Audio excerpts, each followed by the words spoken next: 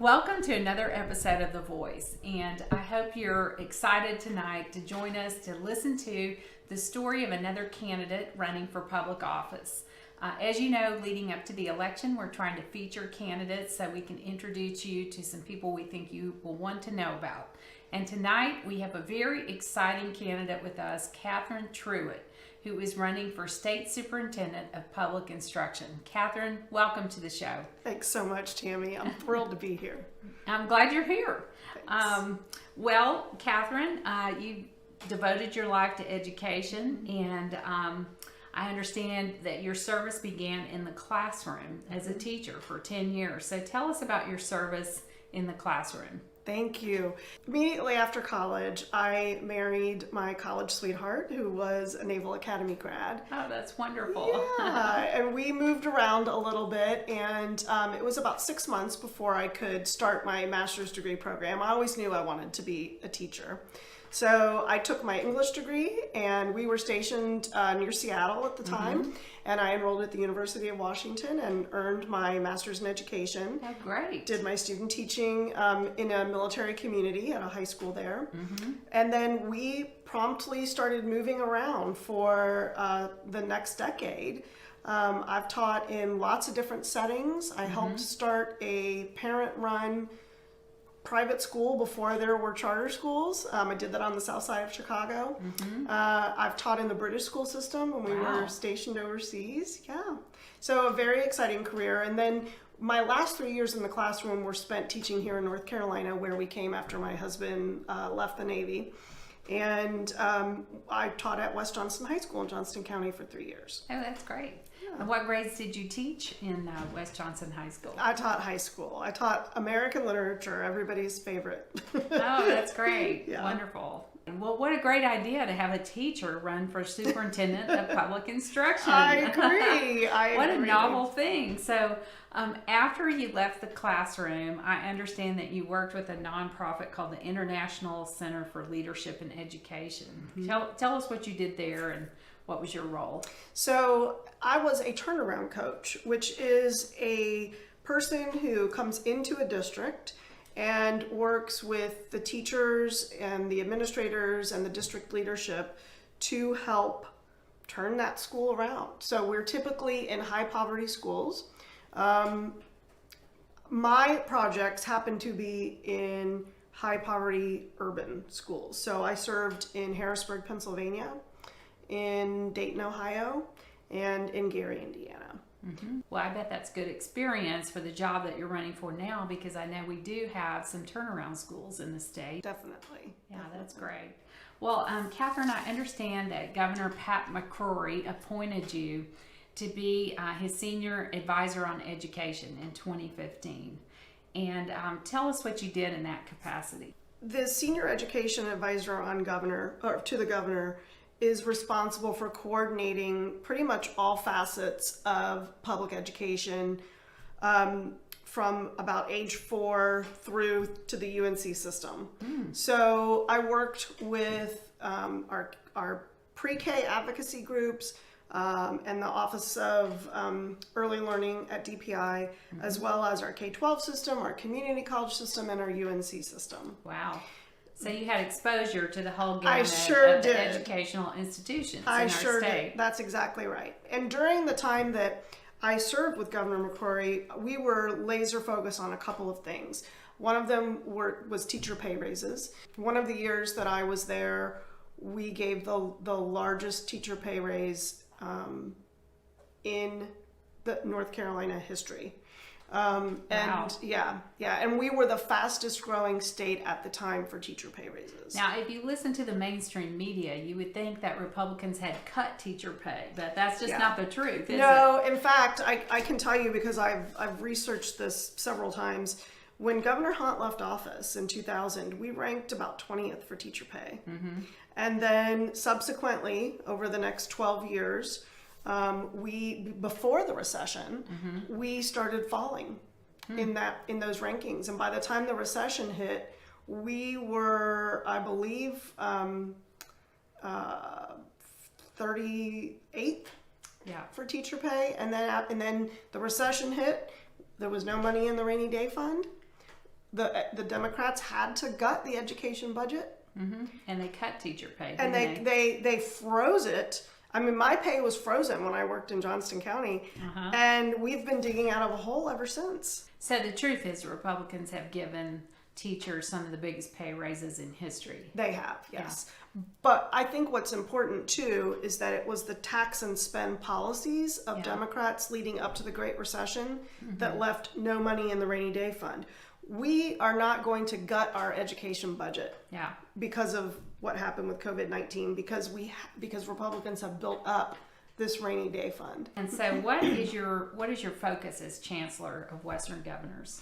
So Western Governors University, North Carolina is, as you said, a nonprofit, 100% online university. And our mission is to expand access to higher education for those who might not have it otherwise. And our students have had a 100% uninterrupted education experience throughout COVID. I can imagine. I bet you've been giving advice to these other chancellors around the state. We have. That's interesting. Well, Catherine, what made you want to run for Superintendent of Public Instruction? Well, talking about WGU is a great segue to that, because at WGU, the average age of our student is about 35. So I see a lot of students who are, they're all adults, and a lot of them are over the age of 35. And they are people who either started a degree and were unable to finish, or they were people who, 43% of our students are first generation college goers. Wow, that's amazing. It is. You're serving a population then that really wouldn't be able to go to college to a large degree. 15% of all kids who graduate every year in North Carolina finish a 4-year degree at a UNC system school by the time they are 24 years old. Wow. And only 18% of these kids graduate every year and meet all 4 college readiness benchmarks.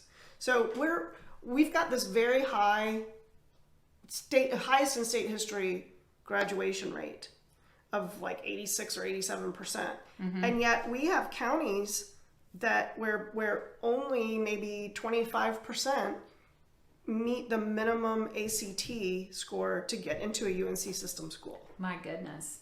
And then with the ones who do get in, is there remedial work that has to be done before they're really ready and prepared to do college level work? Yes. So right now in North Carolina, we have legislation called the College Career Readiness Graduate Legislation that was passed about 4 years ago that requires high schools to identify those juniors and seniors who will be in need of remediation when they go off to community college or to a 4-year institution.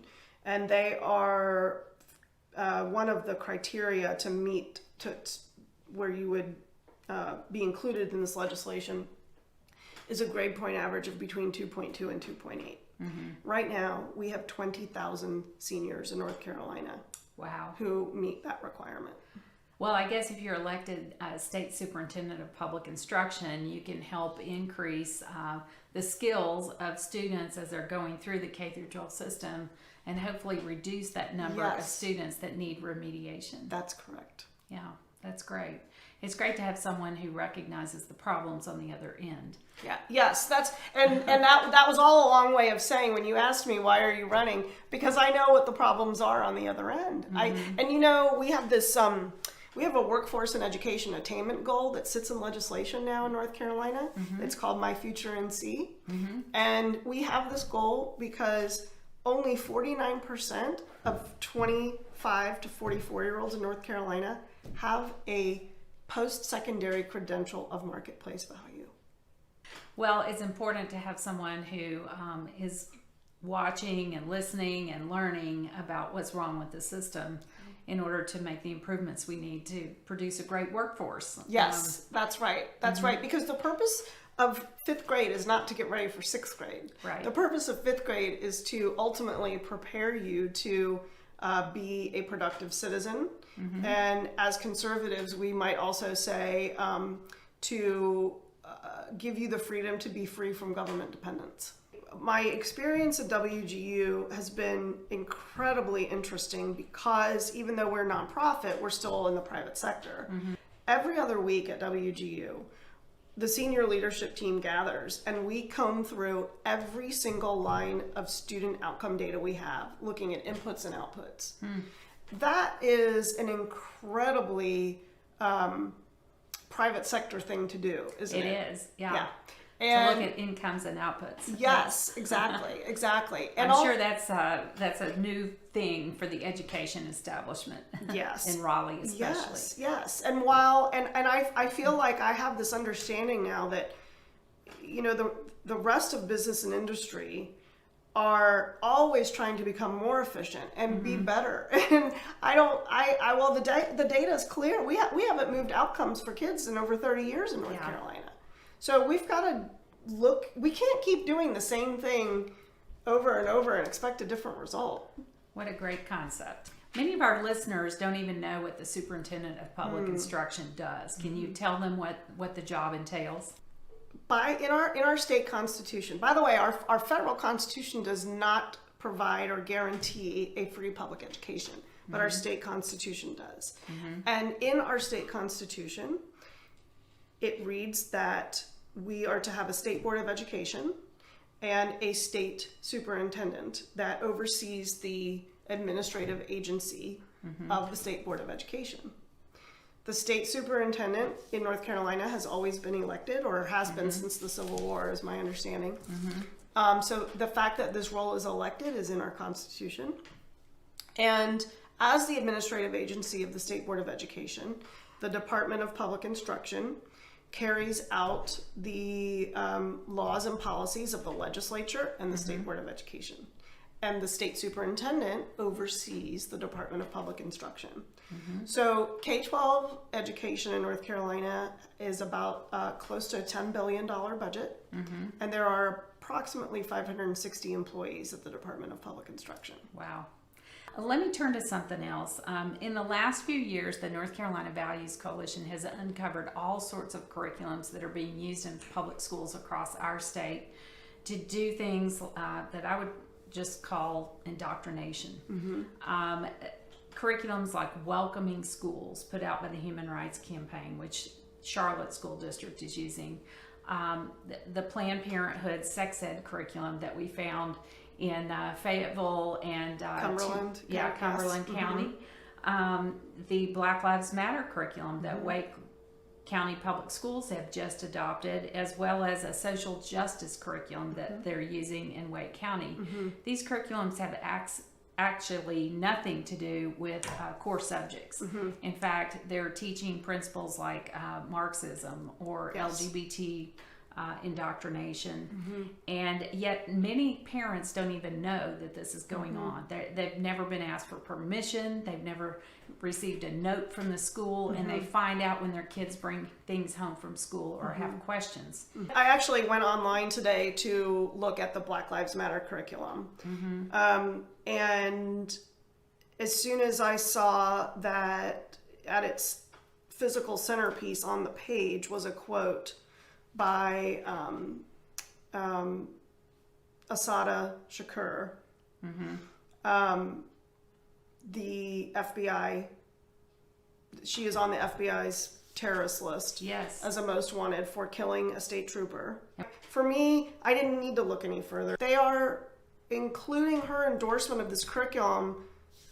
No, that's not okay. Any history curriculum or any curriculum at all that is not backed by the experts in that discipline, it will not be used. That's great. Some of these decisions are local school board decisions, and so I think it takes collaborating with our local school boards association is part of the role of the state superintendent of public instruction. So those relationships are important. State Department of Education is actually encouraging these curriculums, and there are communications coming out of that department to local school districts on a regular basis, providing incentives for them to adopt these curriculums. That is not okay. And that would end under my tenure. What can you do as the superintendent of public instruction to make sure that parents know what their children are learning in the classroom and to give them the right to give permission for this type of indoctrination? Indoctrination is unfortunately something that is occurring in even more insidious ways than just through those singular curricula. And so there are certain things that I believe our policy. So, for example, in elementary school, I had to sign a permission slip for the health education piece about changing bodies, etc. But I don't think that that's true in the older grades. And I recently met with folks from Onslow County who are very passionate about removing sexual education materials that have a political agenda. Exactly. We are too. Yes. Well, I did read somewhere that you have been critical of the Read to Achieve program. And so what would you do to increase literacy when you're superintendent? Yes. So, and I will say, in fairness to Senator Berger, who knows how I feel about Read to Achieve, that this Senate Bill 438 that was vetoed had a lot of fixes in it that I completely support and advocate for. Only 14% of African American 8th graders headed into 9th grade are proficient in reading and math. Wow. And less than 30% of Hispanic students are. That's tragic. It is tragic. I think it's the single largest civil rights issue of this new century. It's such a disservice. It is. And that this has been stagnant since the 90s and probably before. So one of the things that we need to do is launch a statewide literacy campaign, like an awareness campaign that is directed at parents. Okay, that's the first thing that we need to do. Oh, you think parents have something to do with education? I do. and to assume that they don't is not okay. It's sanctimonious, yes, isn't it? It really is. To kind of put the government in the place of the parent. Absolutely. Yeah. Absolutely. And so many people do that because they assume that low-income parents won't or don't. And I don't agree with that. Yeah. So we have research, both in North Carolina and nationally, that shows that 65% of teachers in the U.S. are using a method of early literacy instruction called 3Qing. And 3Qing is where you teach a child to read by using context clues and looking at pictures and saying, okay, you see this picture right here. What does this say? That is not how children learn how to read. We are hardwired to learn how to speak. We are not hardwired to learn how to read. We must teach children how to decode words, which is just a fancy way of saying sound out words. Phonics. Yes. Not whole language and not balanced literacy. Yes. What we need to do is take an approach that is not about programs, but is about people. And what I mean by that is we need to retrain our current teachers in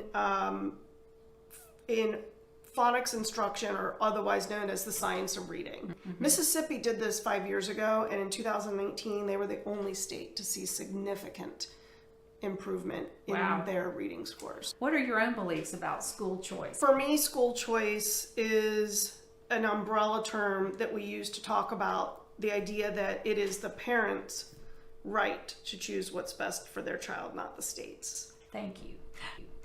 Yes. So let me just say quickly about opportunity scholarships. I believe that it should remain an avenue for low-income families to escape failing public schools. No child should ever have to be stuck in failing public schools. And when a person of means is stuck in a failing public school, they send their child to private schools. So for me, this is about equity. And right now, that's the way it's set up. We have homeschooling, which, for your viewers, if homeschooling were a district, it would be the 3rd largest district in North Carolina. Wow. And we have opportunity scholarships, and we have public charter schools. We also have magnet schools, early college high schools. We have lots of choice. Yes. We do. And choice is good. I think where things get muddled, I'll start with opportunity scholarships first. So folks need to understand that this is a dollar figure that is about 0.8% of the entire K-12 education budget, but it's actually part of the university budget. And that program is a legislative program that is overseen by the State Education Assistance Authority.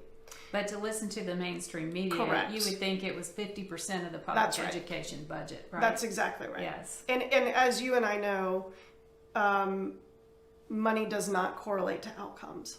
Right. If it did, we would have better outcomes in our state public schools, wouldn't we? That's right. And in fact, I will share that the court-ordered West Ed report, which, long story short, is as I'm sure you know, is an outcome of a lawsuit that was filed in the late 90s by some parents in North Carolina who said that their children were not getting an equitable education in the because they lived in a low-income part of the state. This group out of Stanford has recommended that we fund our high poverty schools and our exceptional children at a rate that is 40% higher than it is for students who do not fall into those categories.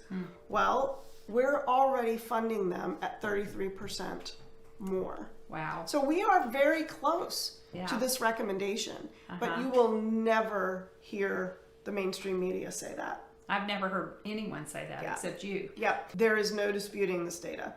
Right now, North Carolina, if you are, the average student gets about $9,000 per pupil of funding. If you are a student who is an English language learner and have a disability and are low income, your per pupil appropriation is $19,000. So, Catherine, I know the governor just announced that on October 5th, grades K through 5 can go to Plan A for his school reopening, and that doesn't require reduced numbers, but the kids still have to wear face masks and social distance and do screenings. And then I guess the grades above 5th grade still are on Plan B, which is reduced numbers, etc. So do you think the governor has missed the mark on the reopening issue?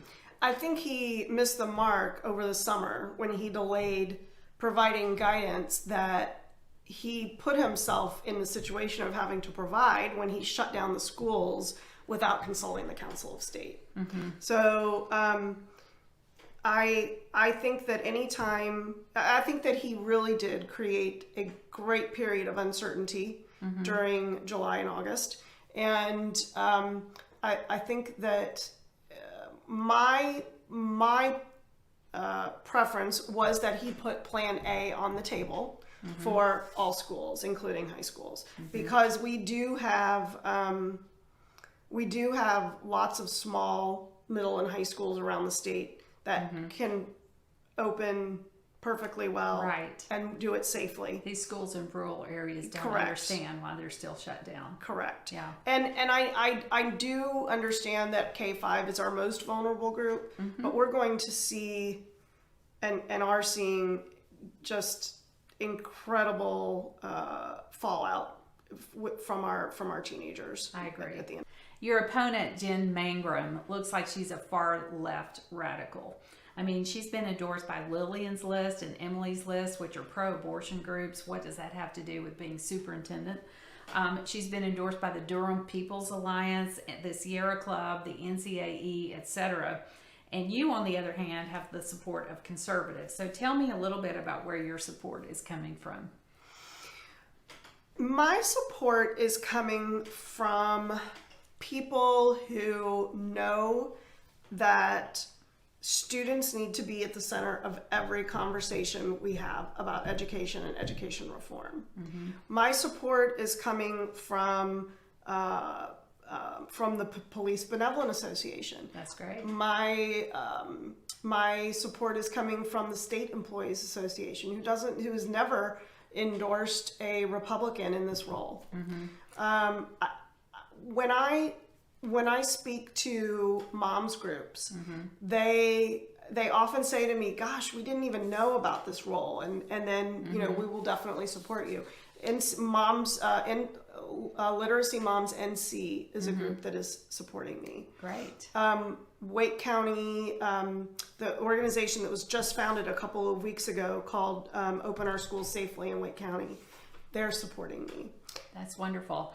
I don't know, you may not have seen it, but we recently endorsed you, so we also support your candidacy. That's wonderful. Well, I knew that you had during the primary, but Yeah. I'm thrilled to hear that you have for the general as well. And that endorsement, again, as a person of faith, that endorsement means a lot to me. Well, we're glad that it does. And if people want to get involved in your campaign, where should they go?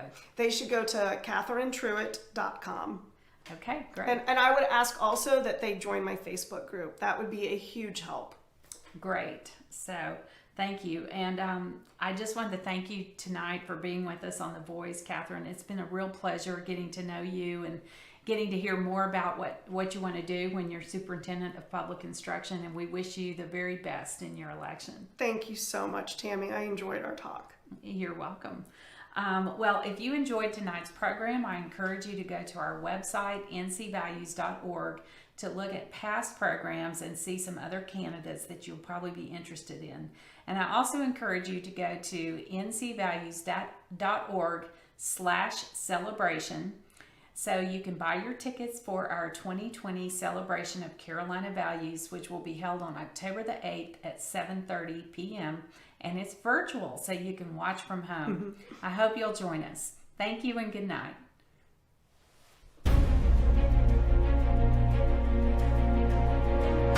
Which of these issues do you care about? What if you could influence how they were legislated? What if you could impact the outcome of the next election? What if you could change the course of America?